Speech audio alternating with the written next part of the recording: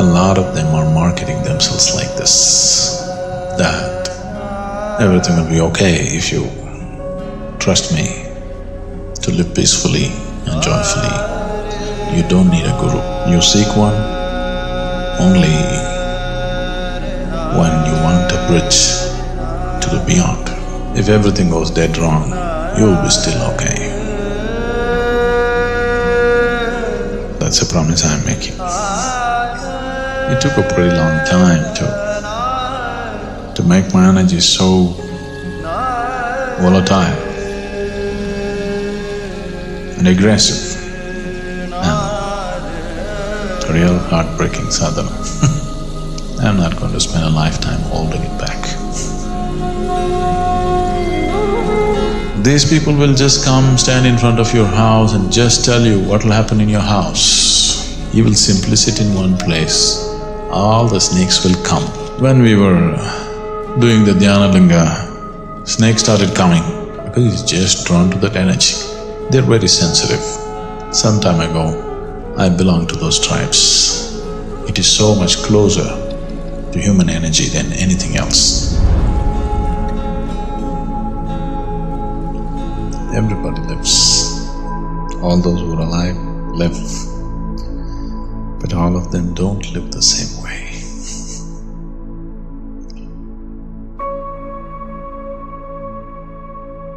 Simply due to lack of awareness, a lot of people make a complete mess of themselves and their life situations too. If life situations are a mess, it's okay. That means you're trying to do many things. When you're attempting to do many things, life situations can be a mess. My life has always been a mess that way. There's not enough mess, I will be into more activity.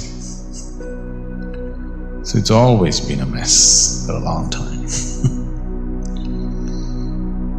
Situations being a mess is one thing, but you becoming a mess is a different thing altogether.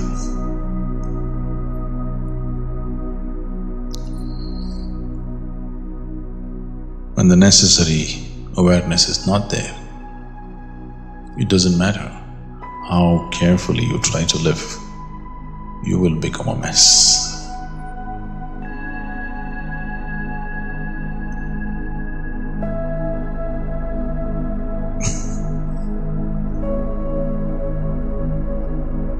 I will tell you,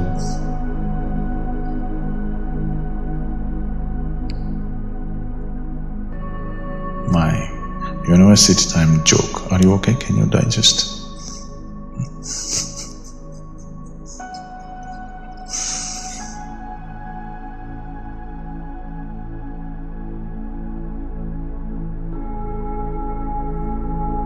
Let me make it up a little bit. There was an old farmer, 80 years of age.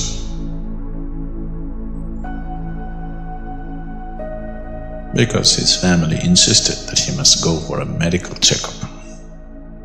He went. He was quite sturdy and well. He went for a medical checkup.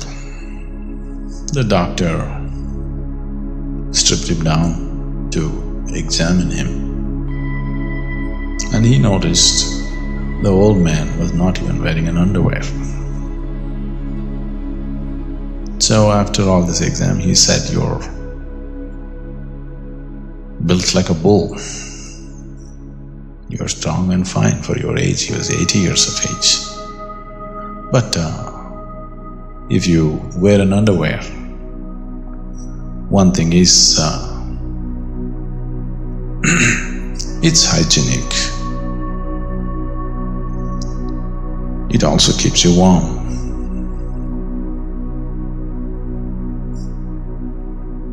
At your age, you should be using it.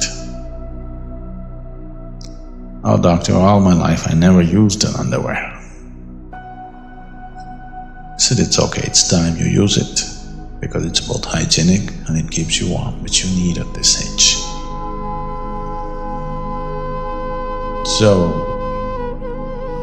next day he was, driving his tractor, plowing through the field, and he felt like a big job. So he just got off his tractor, went and sat in the fields, did his job. Then he got up and looked back, said, sure, it's hygienic.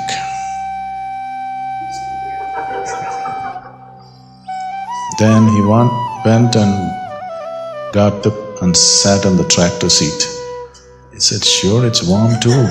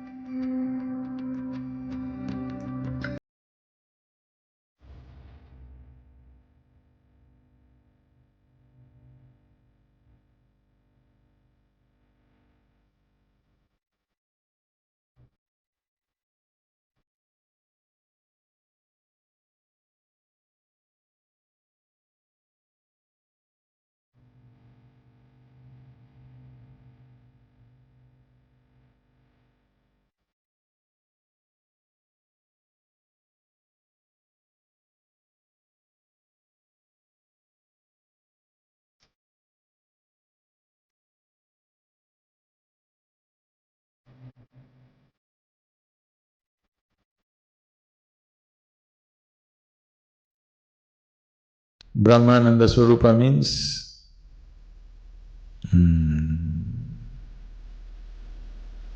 Swarupa means the image or a reflection of that, image of that rather. Brahmananda means ultimate joy or ultimate bliss. So this is the image of ultimate blissfulness. Isha means boundless. Isha means that which rules. Jagadisha means it's like enforcing that, saying that Jaga means existence. Again, Isha means Jaga, Desha means the one who rules the existence is ultimate blissfulness. That's what it is saying. The same thing is said in a different way. Akhilananda Swarupa means… Akhila means everything. All-inclusiveness is Akhila. That which is everything, he is the image of that, he is Mahesha. Mahesha again means an auspicious ruler, which is the same thing. Or it is also… Shiva is also referred to as Mahesha. So you must understand this. This is a tradition which is not a history, which is a her story. Okay? This is not a tradition of history. We are not looking at this thing, oh, you called… oh, you said Mahesha, or you're talking about Shiva. That's not how it is. Anything auspicious in the world, all those names we will give to Shiva. Shiva has 1,000,000 names. And we say ultimately he is nothing. Because he is nothing, we can call him anything we please. If he was something, we could have only called him one thing. Because he is nothing, we can call him whatever we want. Everything that we like, we call as Shiva. Shiva is called as what Bhairava means he is very fierce one. Shiva is called as Sundaramurti, that means he is the most beautiful one. Shiva is called as Bhuteshwara, which means he is the master of the five elements, or another meaning is he is the hideous one. So like this it goes on. Shiva is called as the most intelligent, Shiva is called the most simple and innocent, he's called Bholenath. So whatever we like, every name you can attach to him because he's a nobody, he's nothing. Because he's nothing, we can call him whatever we want. So in this context, the mantra is just that. The meaning-wise, it is just saying it is ultimate ecstasy or ultimate blissfulness, which is the Lord of the existence. That which rules the existence is ultimate ecstasy. So this particular thing, this particular chant that we did, we have consecrated it. You utter this and see what it does. Has anybody done it for a certain period of time by yourself? Anyone? What does it do? Huh? It is supposed to take you towards ultimate blissfulness. You can just use this as your sadhana, 24 hours if you can chant, that's your sadhana. It'll take you there. Nothing else, simply chant. It will just take you there because the sound is consecrated, it is energized, it's alive. It's not just sound. If from nada to nada yoga, that's the difference. You can consecrate the sounds. As you consecrate objects, you consecrate spaces, you consecrate certain sounds. The moment you utter the sound, it creates some completely new reverberation altogether.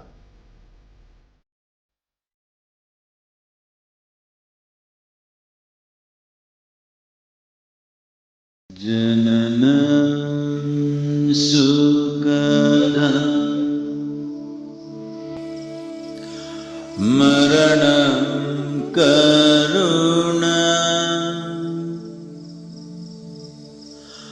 milanam madura smaranam karuna kalavashadiha sakalam karuna samayadipate akilam karuna.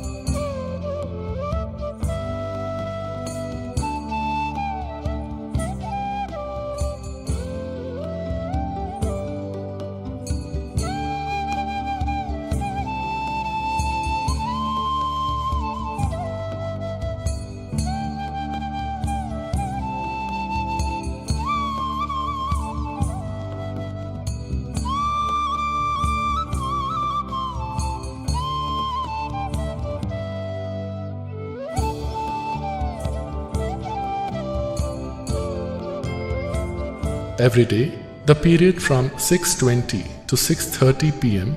is an opportunity to experience Sadhguru's presence and establish a special contact with him. You can experience Sadhguru's presence during this period at your local time, irrespective of your physical location. The presence time also involves the Brahmananda Swarupa chant, a consecrated sound.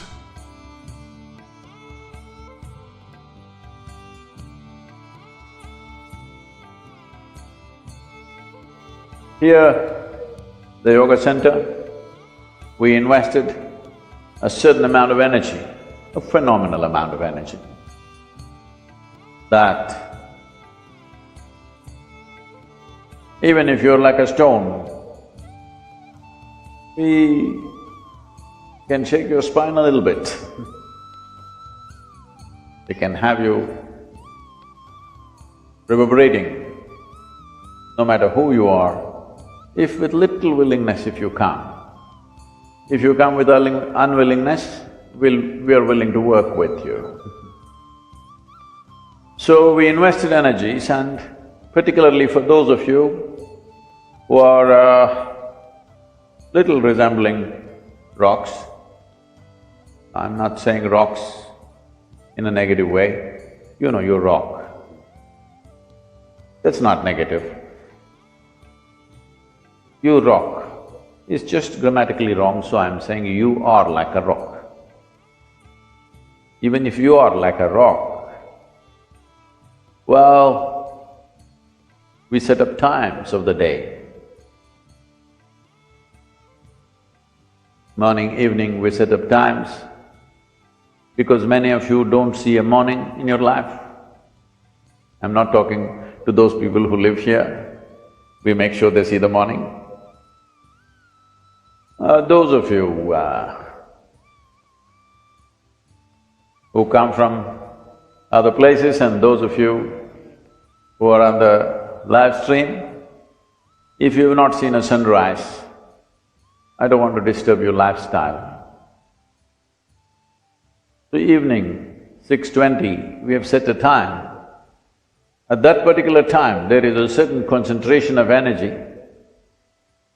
Particularly if you've been initiated, it'll be very strong.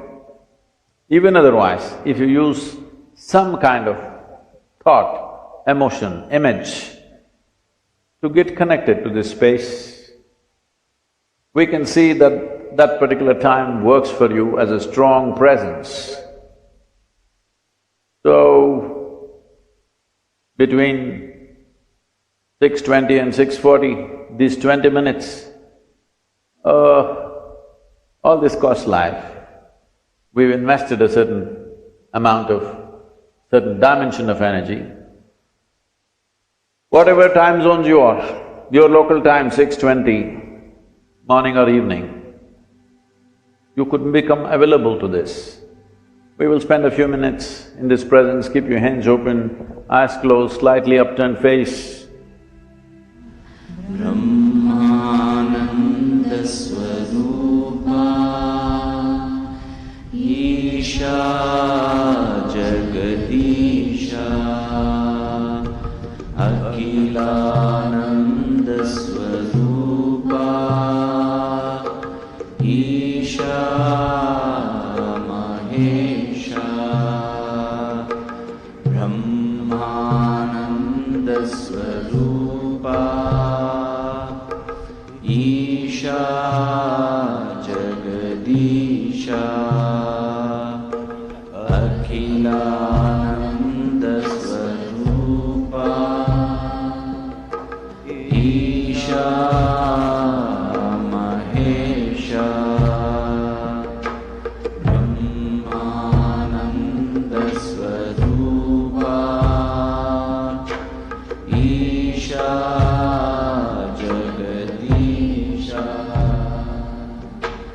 Akhilananda Swarupa Isha Mahesha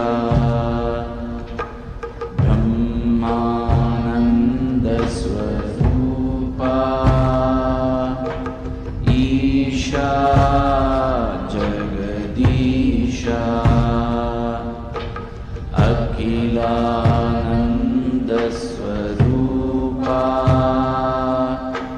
Isha Mahesha Brahmanandasvarupa Isha Jagadisha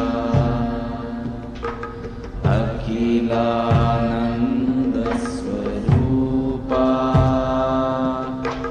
Isha Mahesha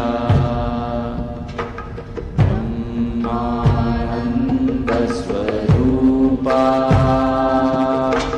Isha Jagadisha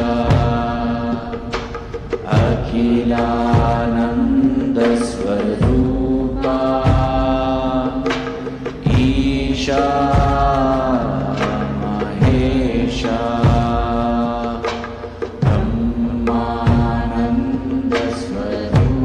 Brahmanandasvarupa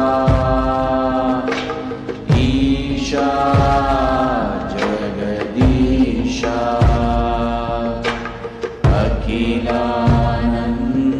Akhilanandasvarupa Isha Mahesha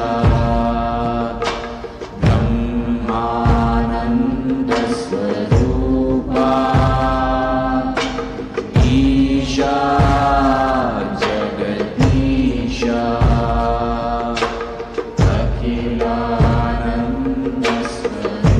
Akhilanandasvarupa Isha Mahesha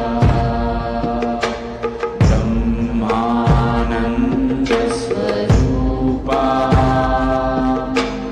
Isha Jagadisha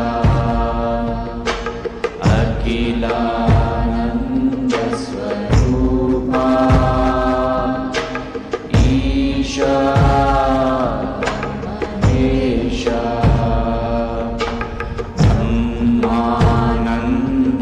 Brahmanandasvarupa Isha Jagadisha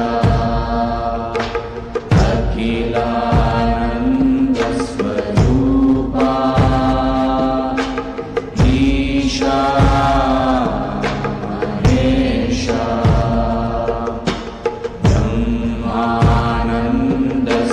Brahmanandasvarupa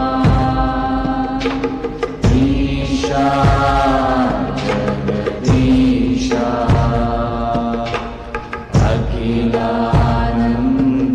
Akhilanandasvarupa Isha Mahesha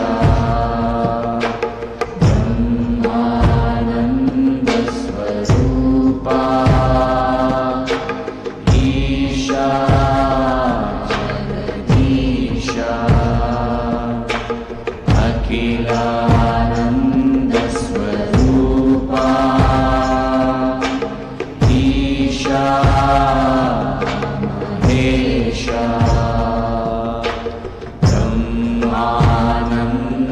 Brahmanandasvarupa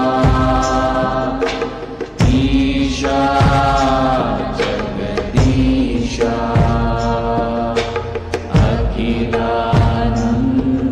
Akhilanandasvarupa Isha Mahesha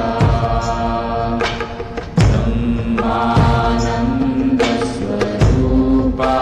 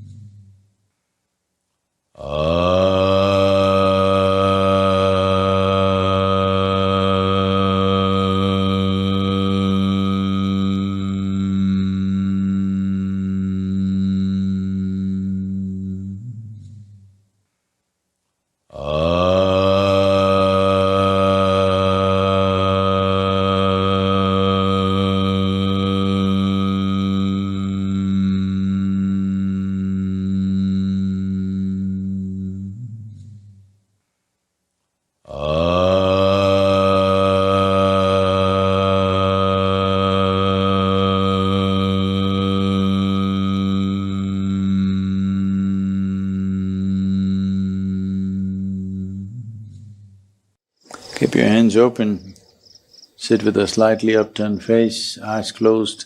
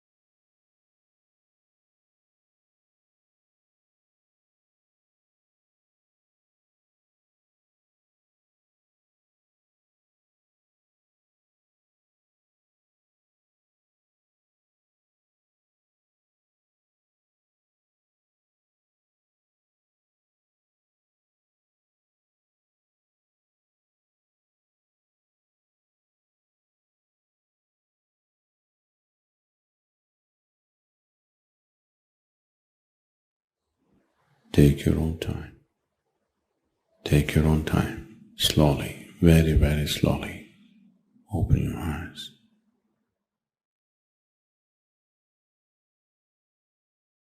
What is love?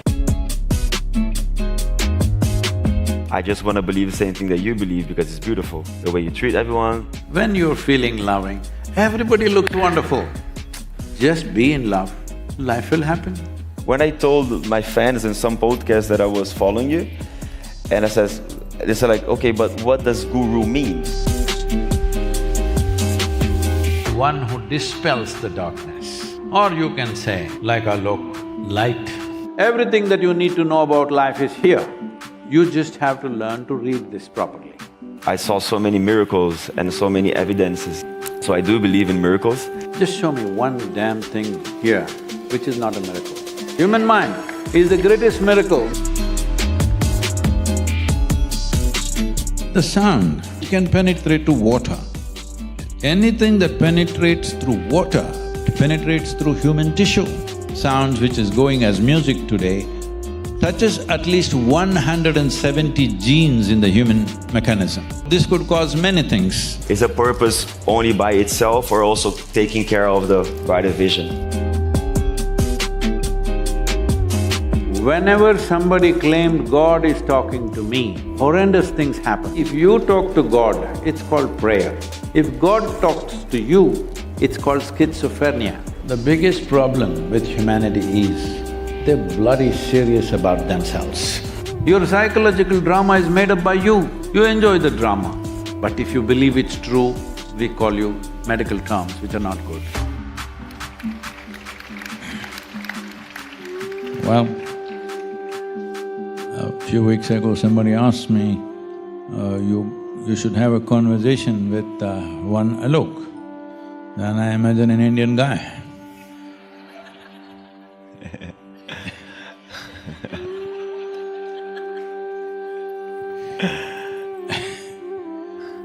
Well, the question about unforeseen events. If unforeseen events don't happen, that means you're living a very boring life. Hello? Because what can you foresee? Everything that human mind projects is only from the data that we already have. We make permutations and combinations of it and throw it out there. Can you think of something that's not there in your memory at all?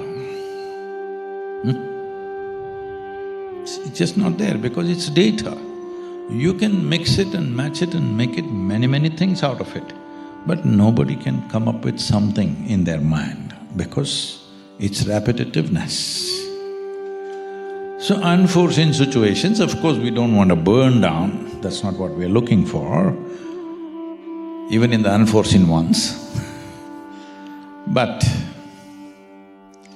they're the ones who expose who you are. When everything is going well, everybody's fine. When things go dead wrong, are you still fine? That defines who you are, isn't it? Hello? If you're always afraid that you don't want to step into anything that may go wrong, you will make your life very constipated. Constipation means, you know what, I'm not talking about digestive constipation, that also. What does constipation mean? Not that it doesn't happen, it happens little by little. That's how most lives are happening, little by little, because fear rules everything. What will happen? What is the basis of what will happen? That I may suffer. If that happens, I may suffer, if this happens, I may suffer, something else happens, I may suffer. I want only this and this to happen. Isn't it important that we understand the fear of suffering has crippled humanity in a way that you can't imagine.